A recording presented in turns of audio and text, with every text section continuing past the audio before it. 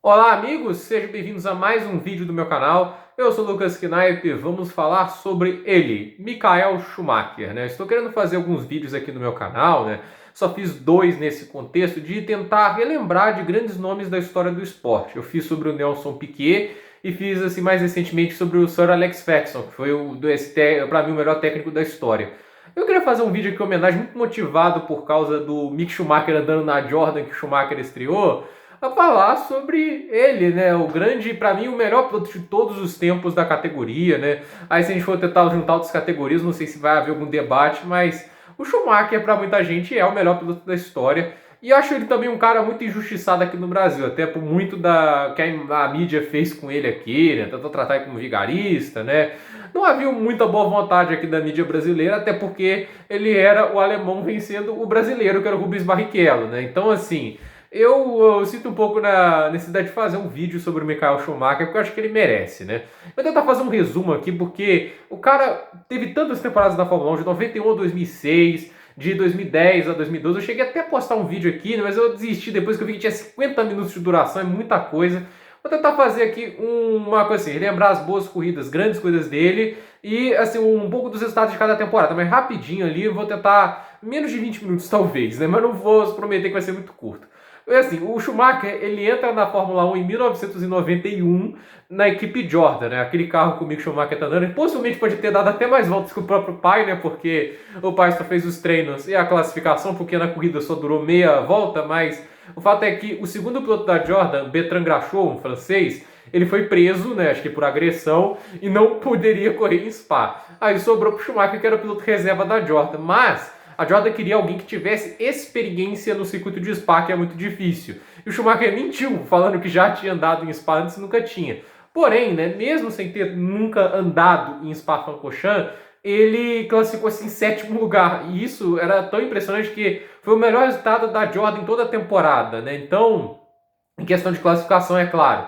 E assim, o Briatore, que na época era chefe de equipe da Benetton, ficou pasmo com o talento do Michael Schumacher, ele chamou ele para Benetton. Em 91 ele encerrou a temporada na Benetton, companheiro do Nelson Piquet, superando ele várias vezes em classificação. Na corrida o Nelson Piquet conseguiu igualar, mas ainda assim já mostrava que era um talento especial. Em 92 ele ficou em terceiro no Mundial de Pilotos, né? O Schumacher ele só ficou atrás das duas Williams do Patrese e do Mansell e conseguiu sua primeira vitória no GP da Bélgica, uma pista que estava molhada no início. Ele conseguiu acompanhar o ritmo dos dois melhores carros do grid em pista molhada, depois trocou no momento certo para os pneus slick, né, quando a pista secou, e ele teve um desempenho nesse intermédio de pista molhada para seca muito bom, até que ele tirou a vantagem de 12 segundos que o Mansell tinha sobre ele e transformou numa vantagem de 5 para ele. Foi um overcut muito rápido, foi acho que 4 voltas assim que o Schumacher conseguiu tirar toda essa vantagem e conseguiu ali garantir a primeira vitória dele na Fórmula 1, a primeira de 91 e também a terceira vitória na história da Alemanha. Hoje a Alemanha, depois do Vettel, do Rosberg, tem muito mais vitórias, mas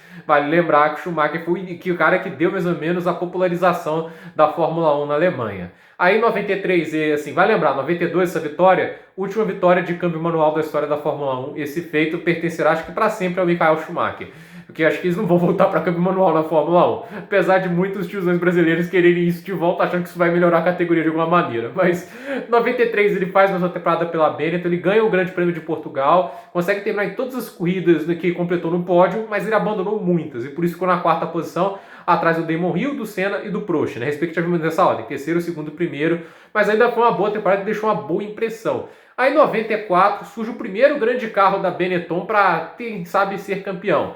E assim, o grande rival dele era a Williams com o Ayrton Senna. E nas duas primeiras corridas ele ganhou e o Senna estava muito frustrado, né? Porque falava que o carro era ilegal. Não era. O carro usava... Não quer dizer também que eles não usavam uma brecha. E usar brechas é legal e a Williams teria feito igual se conseguisse pensar isso, né? A equipe pensou no quê? O sistema, o que estava proibido não era o controle de tração. O controle de tração por meio eletrônica. Foi tirado suspensão ativa, tudo que funcionava por meios eletrônicos.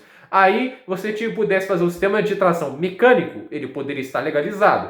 Tanto é que a FIA nessa temporada tirou o Schumacher de duas corridas e desclassificou de outras duas com motivos assim ridículos para tentar assim, manter o campeonato até a última corrida, algo que não acontecia acho que desde 86, né, quando o Piquet e o Prost e o Mansell brigavam pelo título. Então assim, a FIA estava na necessidade enorme de trazer uma disputa até o final. E assim, O Schumacher, o carro dele tinha um sistema de tração por pressão atmosférica. Assim, quando o carro está andando uma velocidade muito alta, o ar tem uma pressão no carro. Quando ele freia, a pressão é diferente. Aí, quando a diferença de pressão faz, o controle de tração age para impedir que o carro, as rodas patinassem. Então, assim, é impressionante como isso funcionava, era brilhante.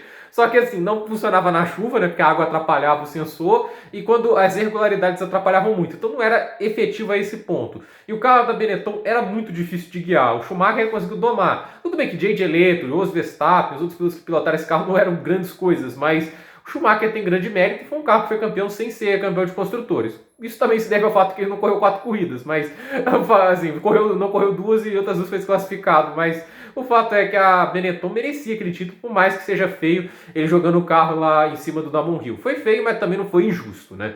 Em 95, aí foi a temporada mais tranquila. A Benetton já fez um carro mais sólido, né? Era um carro muito pau a pau com a Williams, porém o Schumacher era muito mais piloto que o Hill e venceu, né? E nesses 4 anos dele de Fórmula 1, ele já conseguia 20 vitórias. Então, assim, já era um número muito expressivo. O Schumacher já tinha uma marca muito grande na Fórmula 1 e tentou ir atrás de um novo desafio que é a Ferrari, o que torna essa carreira dele tão grandiosa, né? E assim, em 95, ele fez uma corrida que há de se lembrar que ele largou em 16º e chegou em primeiro na Bélgica. Foi uma corrida impressionante. Assim, o recorde do Senna é de 14º para primeiro, né? São poucos pilotos que conseguem chegar tão lá de trás e vencer. E assim, foi em condições assim, de chuva, seco, e chegou a usar pneus slick na chuva e conseguiu andar nessas condições. Era uma coisa incrível que ele era capaz de fazer. Em 94, na Espanha, ele conseguiu fazer uma corrida com 42 voltas com câmbio travado na quinta marcha, né? O Senna tem o milagre da sexta marcha e o Schumacher fez essa corrida com câmbio travado também. Então, assim, isso também há de ser elogiado, que o Schumacher era um cara que conseguia fazer coisas fora da curva, né?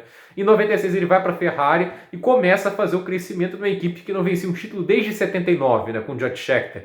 E assim, o fato é, ele tem uma importância muito grande porque ele testava o carro de um jeito inacreditável. Antes de 2011, quando os testes de pista são proibidos, antes da pré-temporada, você podia colocar o carro na pista e andar. Você podia fazer isso durante a temporada e pronto. É só para você desenvolver o carro. Eu achava isso ótimo. Eu acho que a Fórmula 1 devia até voltar, mas o caminho da Fórmula 1 é sempre mais restrições e não com mais liberdade. O fato é que o Schumacher era uma máquina de testar inacreditável. Ele andava, acho que algumas vezes, o equivalente a 3 corridas num dia. Ele testava de noite em Maranello, né, para tentar extrair o melhor do carro. Isso foi essencial para que a Ferrari conseguisse dar um salto de produção. Com a chegada dele, né, ele traz membros da equipe que ele tinha da Benetton e consegue manter membros chaves, né? O Jean Todt quase foi demitido, né? E assim, não foi fácil. Muita gente fala, o Schumacher perdeu para o Villeneuve, perdeu para o Rio. As pessoas não levam em conta as circunstâncias. Em 96, o carro da Ferrari era muito ruim. Ele marcou 59 pontos e o Irvine, o companheiro dele, que foi vice-campeão em 99, marcou 11. Ou seja, ele sempre extraía muito do carro. E ele conseguiu 3 vitórias incríveis em 96. Uma delas, para mim, a maior apresentação do Schumacher na pista, que foi o Grande Prêmio de Barcelona de 96, né? Porque ele larga, acho que na 5ª ou 7ª posição, ele cai 2 posições na largada, recupera todas as posições, vai para primeiro, ele consegue ir para primeiro em 12, acho que 9 voltas, foi nesse período assim, e em 10 voltas ele já consegue abrir mais 40 segundos, né? O quanto ele conseguia andar mais rápido em chuva, né? Na GP da casa, todo mundo virando 1,49 e 1,45. Nenhum outro piloto naquela corrida conseguiu virar na casa de 1,45, 46. O máximo foi 1,47 alto, e ele virou na casa de 1,45 sem ter o melhor carro do grid, e mesmo com o carro com cilindros falhando, teve problema de motor no final, ele levou até o final e venceu a corrida com 45 segundos de vantagem, uma das maiores apresentações sob chuva na história da Fórmula 1. Venceu em Monza também. Em 97 tem aquele campeonato que, assim, é muito apagado, brilhantismo durante toda a temporada de carregar o carro nas costas e quase ser campeão, em que ele joga o carro para cima do Villeneuve. O carro dele quebra, aí vendo que ele não teria mais chance de ser campeão, ele tenta jogar o carro para cima do Villeneuve, tenta ser campeão de uma maneira muito suja e acaba dando errado, né? Acaba que ele quebra a suspensão e o Villeneuve continua correndo, apesar de danos, consegue chegar em terceiro e a FIA desclassifica o Schumacher naquela temporada. Mas, assim, foi uma temporada por si só muito boa do Schumacher por um carro que, de novo, ele teve todas as vitórias da Ferrari naquela temporada, né? O Irvine não conseguiu ganhar nenhuma corrida, só foi ganhar corridas na Ferrari, se não me engano, em 99. Em 98, situação muito parecida. A McLaren tinha um carro melhor, mas ele fazia muita diferença. Ele conseguia tirar aquele espaço entre os carros e fez uma rivalidade espetacular com o Mika Hakkinen, né? Foi uma das maiores rivalidades da Fórmula 1. e ele ficou vice-campeão. Ele ganhou várias corridas naquele ano, porém, um incidente foi chave, quando o Coulthard acabou tirando o pé de propósito e fez ele bater lá no traçado ideal na chuva, em Spa, né? Uma corrida que o Schumacher tinha tudo para roubar 10 pontos do Mika Hakkinen, que tinha quebrado lá, e tem aquela cena dele tirando o capacete no box da McLaren querendo tirar satisfações, mas o fato é que ele naquela temporada a diferença foi decidida na última corrida e ele abandonou, o Hakkinen venceu, aí acaba dando uma distorção de 100 a 86, mas a temporada foi muito parelha e aquela vitória fez falta no final das contas, né? Seria um título grandioso para o Schumacher, mas no final das contas o Hakkinen, que é um excelente piloto, conseguiu se manter como campeão. Em 99 era, acho que, o ano do título para acabar com a seca da Ferrari, porém ele estava em segundo no campeonato em Silverstone, o carro da Ferrari crescendo mais que o da McLaren na temporada e houve um acidente em Silverstone que o freio quebrou e ele bateu. Aí a disputa do título foi substituído pelo Mika Salo nas 6 corridas seguintes. A disputa do título ficou entre o companheiro dele, o Irvine e o Hakkinen. Se a gente levar em conta que o Irvine perdeu por 2 pontos aquele campeonato, o Schumacher seria campeão até pelo histórico passado, que o Schumacher estava muito melhor que o Ed Irvine. O fato é que ele volta só para as últimas 2 corridas, cumprindo o papel de escudeiro até. Mas acho que o mais legal foi a corrida que ele voltou na Malásia, porque a Malásia era um traçado totalmente desconhecido na época, Sepang, acho que uma pista que todo mundo deve gostar muito, né? E assim, em Sepang não tinha simulador naquela época, né? Os pilotos iam para Magny-Cours, porque era mais parecido o traçado, para ter uma ideia de como era Sepang, apesar de não ser muito parecido. E o fato é que o Schumacher chegou lá recuperado de lesão, voltando à Fórmula 1, foi 1 segundo mais rápido que todo mundo na classificação. E lá ele segurou o ritmo de todo mundo para o Irvine conseguir ganhar com tranquilidade, né? Aí fizeram a dobradinha na Ferrari, porém no Japão o Hakkinen acabou vencendo e o Irvine chegou em terceiro e o Hakkinen acabou bicampeão mundial. Aí 2000 para frente é o começo da hegemonia, né? Em 2000 os carros eram muito parelhos, né? A McLaren era um pouco superior, principalmente em questões de pista seca. E o Hakkinen, assim, liderou boa parte do campeonato, mas o final de temporada do Schumacher foi realmente impressionante, foi aí que ele conseguiu fazer a diferença. A Ferrari conseguiu crescer um pouco no final e aí ele começou a ganhar várias coisas em sequência e tirar o título do Mika Hakkinen, que seria o tricampeonato dele, e o Schumacher acabou com uma seca de 21 anos sem títulos de pilotos da Ferrari. A Ferrari não ganhava construtores há bastante tempo, mas em 99, apesar do Schumacher não ter sido campeão, eles foram campeões de construtores. E ali foi o momento que ele encerrou a seca da Ferrari e ele conseguiu uma superação pessoal, né? Porque ele sai de uma Benetton forte para comprar o desafio da Ferrari, fica 4 anos batalhando, né? O 96, 97, 98, 99, teve acidente e tudo, e finalmente conseguiu o título. E dali para frente foi fazendo a festa. 2001, um ano muito sem trabalho, né? Ele teve até uma rivalidade com o Coulthard num certo momento, mas depois atropelou o campeonato, venceu um monte de corridas e foi campeão com 4 corridas de antecedência. E ali ele havia conquistado a vitória número 51 da sua carreira, né? Que seria a vitória que deu a ele o tetracampeonato, igualou ele a Alain Prost em número de vitórias, que na época era o maior vencedor da história da Fórmula 1. Em 2002, para mim, a melhor temporada da história de um piloto da Fórmula 1, 11 vitórias em 17 corridas, ele fez pódio em todas as corridas, 5 segundos lugares e um terceiro. É uma dominância nunca vista na história da Fórmula 1 e um carro que, na minha opinião, por mais que seja uma obra-prima da engenharia, o F2002, ele hoje não está à altura da dominância que a Mercedes tem nesses últimos anos, né? Tirando, é claro, 2018, 2017 e este ano que a Ferrari foi bem forte em 17, 18 e, é claro, nesse ano aí a gente tem a Red Bull, mas o resto dos anos a Mercedes foi bem mais hegemônica. E o Schumacher, assim, dominou aquela temporada de uma maneira incrível, foi campeão com 6 corridas de antecedência, recorde da Fórmula 1 até hoje, né? 11 vitórias em 17 corridas, um aproveitamento incrível e acabou sendo campeão com a antecedência nunca vista, foi campeão em julho. A esse ponto aqui ele já era pentacampeão mundial, igualou o Juan Manuel Fangio. E a temporada para superar o Fangio foi difícil, né? Porque a FIA queria acabar com esse domínio da Ferrari, visto que o quanto foi assustador o que eles conseguiram em 2002 e fizeram um monte de restrições que ajudaram tanto a McLaren quanto a Williams a equilibrar as coisas. A gente teve 3 carros que batalharam muito forte, né? E a Ferrari durante vários momentos foi terceira força, às vezes conseguia ser primeira.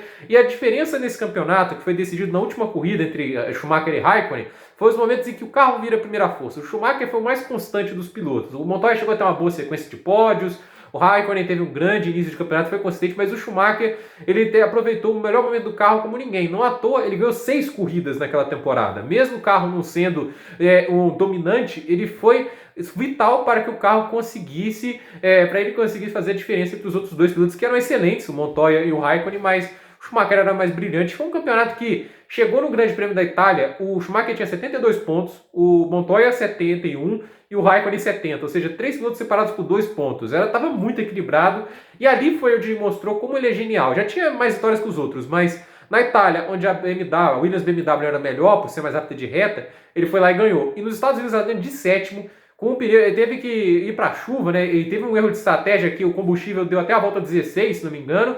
Trocou para pneu slick de novo, choveu naquela volta e teve que voltar na volta 17 para colocar pneu de chuva, caiu lá para a sexta colocação. Ele, em acho que 15 voltas, saiu de sexto para primeiro, abriu uma vantagem enorme na chuva e venceu aquela corrida que praticamente deu o título, né? Que fazia ele apenas chegar em oitavo na última etapa para ser campeão, não importasse o que o Raikkonen fizesse. O Raikkonen chega até em segundo, né? E o Schumacher chega em oitavo, fez uma corrida muito ruim no Japão, mas foi ex-campeão e assim conquistou o título que o separou de Fangio e tornou ele o maior campeão isolado, né? Aí quem pensando aqui, ó, ano que vem vai ser mais difícil se esse ano foi tão trabalhoso. Não foi, né? Porque em 2004 ele venceu 12 das primeiras 13 corridas, algo também nunca visto na história da Fórmula 1, só o Schumacher fez isso, e ele quebrou o recorde de vitórias da Fórmula 1 em 13 corridas, né? Que era dele antes, de 11 vitórias em uma temporada só. Então, assim, era um nível de dominância assustadora, e eu acho que isso que diferencia ele do Hamilton, porque quando ele teve o melhor carro, ele não deu chance para ninguém, e não deu nem pro companheiro de equipe nada, ele venceu tudo. E o Hamilton, quando tem o melhor carro, às vezes o Bottas ganha uma, o Rosberg já ganhou o título dele, então, assim, no auge, Schumacher para mim era um piloto assim imbatível. E esse 2004 foi um piloto imbatível. Chegou lá na 14ª corrida em Spa, ficou em segundo e já tinha 40 pontos de vantagem para o Barrichello e garantiu o heptacampeonato dele, né? O Schumacher realmente assim ganhou 7 títulos ali, é um ponto que tinha 84 vitórias e em menos que de 200, um pouco mais de 200 corridas, e que isso deixou o pessoal da FIA assim, a gente tem que parar o domínio desse cara de alguma maneira. Então fizeram mudanças drásticas para 2005, colocaram um regulamento sem troca de pneus, o que prejudicou muitos carros com Bridgestone, como Ferrari, Jordan e Minardi, que correram em 2005 em Indianápolis, naquela prova que os pneus Michelin foram considerados inseguros, né? E nesse regulamento, a Renault e a McLaren foram os melhores carros, até a Toyota foi melhor do que a Ferrari. Mas o Schumacher, assim, ainda assim, chegou em terceiro nessa temporada. Mas a gente fala, ele perdeu o Alonso 2 vezes. Gente, 2005, o contexto, não havia como qualquer piloto ser campeão com aquela Ferrari. A Ferrari não era um bom carro em 2005. E assim, o fato é que ele ainda assim teve corridas incríveis. Eu recomendo todos verem GP de Imola de 2005. Largou de 13º, chegou em segundo. Ele chegou a tirar 30 segundos do Alonso, que liderava a corrida e venceu, né? E nas últimas voltas, últimas 12... ele fez uma pressão no Alonso inacreditável e o espanhol teve que ter um sangue frio incrível para manter ele atrás, né? Foi realmente uma corrida fantástica do Michael Schumacher, quase ganhou aquela corrida e merecia até muito aquela vitória, que seria assim maravilhosa com a Ferrari. Teve o segundo também no Canadá, que foi uma grande corrida do Schumacher, mesmo com um carro muito limitado, ele ainda era capaz de arrumar aprontar deles, né? Tipo, a pole na Hungria, apesar de ter sido com menos gasolina, né? E assim, é claro, também teve a corrida no Brasil, que teve um ritmo de corrida muito forte, e chegou na 4ª ou 5ª posição, que foi uma bela corrida dele, né? E em 2006 a Ferrari voltou a ter um carro mais competitivo, ainda que inferior à Renault no início do ano. A Renault abriu uma vantagem muito grande, o Alonso chegou a ter 84,59, 25 pontos de vantagem. Aí o Schumacher emplacou 3 vitórias seguidas, teve abanimento do amortecedor de massa também, que era o que dava vantagem à Renault, e ele em um período acho que de 8 corridas, tirou de 6 ou 8 corridas, ele tirou uma vantagem de 25 pontos e virou líder do campeonato de novo, né? Ele teve algumas vitórias impressionantes, aquela da China foi sensacional, né? Que ele saiu de sexto, né? Na chuva, que os pneus Michelin eram muito melhor. Ele foi lá, conseguiu ultrapassar os carros à frente, fez uma ultrapassagem linda sobre o Alonso e deu um undercut no Fisichella de uma maneira inacreditável, né? Que o Fisichella tinha vantagem de parar uma volta mais tarde porque a pista ainda estava um pouco molhada, quando colocasse o slick era pneu mais frio, e foi 8 segundos mais rápido na volta de saída do box, né? Uma coisa assim, só é que gênio é capaz de fazer algo dessa natureza, né? E assim, apesar de ter as manchas, né, dele ter parado o carro, né, lá em Mônaco, teve que largar em último, né? Foi um pouco errado do Schumacher, porque se ele não para o carro, ele largava em segundo e poderia superar o Alonso durante a corrida, porque ele tinha ritmo para isso, né? O Schumacher, assim, ele era muito exageradamente competitivo e cometia esses erros e acabando cometendo meio com a vigarice também, mas eu acho assim, isso não torna ele menor, porque o Senna já jogou o carro para cima do Prost para ser campeão e todo mundo trata ele como anjinho. A gente tem que lembrar que o Hamilton já tocou diversas vezes no Massa em 2011, em 2000 assim, esse ano aí teve esse incidente com o Verstappen. Eu acho que ele foi muito imprudente, então assim, né, nenhum piloto é santo, né? Então o fato é, o Schumacher era competitivo além da conta, mas não dá para negar que o cara era muito diferenciado. E só não foi campeão em 2006 porque o motor estourou no Japão e assim, a vantagem do Alonso foi para 10, não tinha nada que ele pudesse fazer em Interlagos. E em Interlagos ele brindou a corrida que me tornou um fã de Fórmula 1, né? Eu acho que é aquela corrida que ele estava largando em décimo, começou a ganhar fazer um monte de ultrapassagem, aí ele foi tocado pelo Fisichella, teve o pneu furado, caiu lá para trás, quase uma volta atrás, ele recuperou quase todas as posições, chegou na quarta posição, fazendo uma ultrapassagem linda sobre o Raikkonen no final.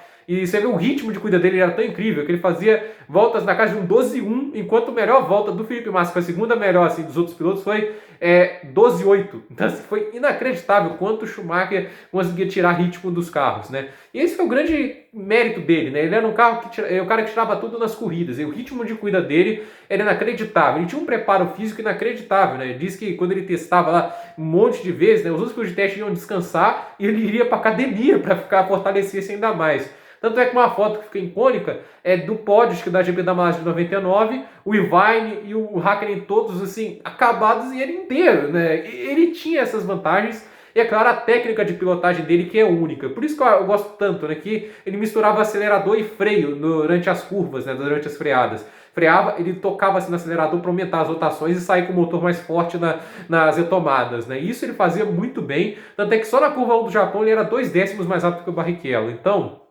Schumacher era um gênio muito além do seu tempo e encerrou a primeira passagem dele na Fórmula 1 com 248 corridas, 91 vitórias, a maior porcentagem de vitórias se a gente pegar esse primeiro trecho da carreira dele, né? 91 vitórias, ele teve 154 pódios naquela época, acho que 75 voltas mais rápidas e 68 pole positions. São números assim que eram totalmente sem precedentes. Ele poderia ter continuado, e se tivesse continuado em 2007 e 2008 seria campeão. Só ver que a Ferrari foi campeão em 2007 com o Kimi Raikkonen, em 2008 o Massa perdeu o título por um ponto, e ele fazia diferença para conseguir somar mais pontos que faltariam nesses campeonatos. Acho que esses campeonatos foram muito bons até justamente pela ausência do Michael Schumacher, acho que ia tornar um pouco sem graça nesses títulos, mas o fato é que ele para mim, o piloto mais especial por tudo, né? O conjunto da obra, que ele era completo demais, andava bem chuva, o cara tinha um ritmo de corrida incrível, porque assim, se a gente for lá, o Prost nunca foi um gênio sobre chuva, o ritmo de corrida do Senna não era tão bom quanto o do Schumacher, o Senna tem menos de 20 voltas mais rápidas, né? O Schumacher é um cara que fez um impacto gigantesco nas equipes que chegava, né? Ele tem todo o pacote, né? O cara realmente era muito fora de série, ele ajudava a desenvolver carro. Quando a gente fala aquele mito que o Barrichello desenvolveu a Ferrari, né? Assim, se ele desenvolve a Ferrari, por que a Honda caiu na passagem do Barrichello? Não falando que é culpa dele, mas o Schumacher que começou o crescimento da Ferrari, né? Porque dá a ideia que o Barrichello desenhava o carro, né? E a mídia brasileira, principalmente, foi muito suja com o Schumacher, né? Porque ele era o piloto quebrando os recordes do próprio Senna, do Prost, né? Ele fez assim, o que o Senna fez na Fórmula 1, o Schumacher fez algo ainda mais sem precedentes, né? E ele era o cara que ganhava em cima do brasileiro na mesma equipe, que era o Rubens Barrichello. Por isso houve aquela demonização. O Sérgio Maurício, que hoje narra na Band, ele detestava o Schumacher, chamava de Dick Vigarista e tudo isso, né? E no final das contas houve essa campanha de inflamação que eu já fui afetado, eu já fui uma das pessoas que não gostava do Schumacher e deixava de reconhecer o brilhantismo incrível dele nas pistas. Por isso, assim, eu acho que a mídia às vezes atrapalha muito quando a gente analisa pilotos. O Schumacher é um piloto que a gente tem que respeitar muito, porque o que ele fez em pista é incrível. Eu podia aqui falar de tantas corridas dele, em 2004, quando ele fez uma estratégia de 4 paradas para superar o Fernando Alonso, né? Eu podia falar de muitas corridas incríveis que ele fez na Fórmula 1. E assim, muita gente usa o período da Mercedes para desmerecer ele. De fato, ele não foi bem, mas era um piloto com mais de 40 anos, que nesse período de 2006 a 2010 não tinha se cuidado, ele não tinha mantido o ritmo de manter os exercícios físicos, ele voltou um piloto totalmente diferente. E pela idade também não era de se esperar que ele ia ter resultados igual ele teve no seu auge.